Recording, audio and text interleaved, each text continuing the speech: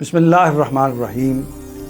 شریعت کیا ہے؟ اس سوال کے جواب میں استاد گرامی جناب جاوید احمد صاحب غامدی کا موقف یہ ہے کہ قرآن مجید اور سنت کے ذریعے سے ہمیں جو دین ملا ہے اس کے دو اجزاء ہیں، ایک الحکمہ ہے اور دوسرے الشریعہ ہے۔ الحکمہ ایمانیات اور اخلاقیات کے مباحث پر مبنی ہے۔ توحید، رسالت، آخرت اور اس نوعیت کے دوسرے موضوعات ایمانیات کے ذیل میں، اور عدل، رحم، احسان، حیا اور ان جیسے فطرت انسانی کے مسلمہ حقائق اخلاقیات کے ضمن میں زیر بحث آتے ہیں۔ موجودہ زمانے کی اصطلاح میں ہم ان مباحث کو فلسفہ و حکمت سے تعبیر کر سکتے ہیں۔ الشریعہ یعنی شریعت سے مراد مراسم عبودیت اور معاملات زندگی سے متعلق وہ قواعد و ضوابط ہیں جنہیں انسان اپنی عقل و فطرت کی بعض محدودیتوں کی وجہ سے پوری طرح اور صحیح طریقے سے دریافت نہیں کر سکتا۔ چنانچہ شریعت کے یہ قواعد و ضوابط بہت وضاحت کے ساتھ قرآن مجید اور سنت میں بیان ہو گئے ہیں۔ اس کے تحت بندگی رب کے طریقے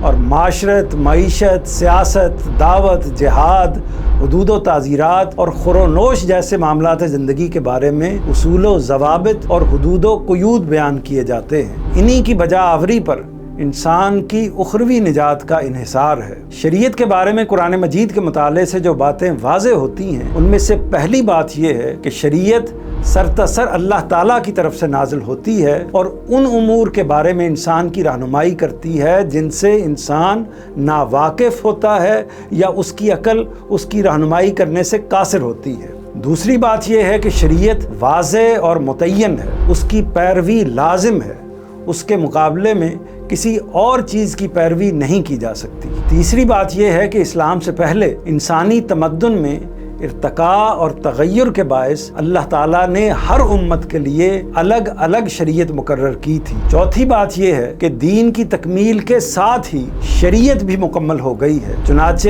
اب رہتی دنیا تک اسلامی شریعت ہی اللہ تعالیٰ کی قطعی اور حتمی شریعت ہے۔ پانچویں بات یہ ہے کہ اسلامی شریعت کے سوا کسی اور شریعت کو اللہ تعالیٰ کے ہاں شرف قبولیت ہرگز حاصل نہیں ہے۔ چھٹی بات یہ ہے کہ اسلام میں داخل ہو جانے کے بعد کسی شخص کے لیے اس بات کی گنجائش نہیں ہے کہ وہ شریعت سے انحراف یا اس میں تغیر و تبدل کر سکے۔ اور ساتویں بات یہ ہے کہ شریعت نہایت مختصر ہے۔ آٹھویں بات یہ ہے کہ بیشتر معاملات میں شریعت اصول وضع کرتی ہے اور جزیاتی تفصیلات کو بیان نہیں کرتی۔ یہ شریعت کے حوالے سے قرآن مجید میں مذکور چند بنیادی باتیں ہیں۔ اللہ تعالیٰ کی اس شریعت کو جب ہم اپنے انفرادی یا اجتماعی وجود پر قانون کی صورت میں نافذ کرنے کا فیصلہ کرتے ہیں تو اس موقع پر ہمارے سامنے دو طرح کے امور پیش آتے ہیں۔ ایک وہ امور جن میں شریعت کی طرف سے قانون سازی دستیاب ہے، موجود ہے، اور دوسرے وہ امور ہیں جن میں شریعت خاموش ہے،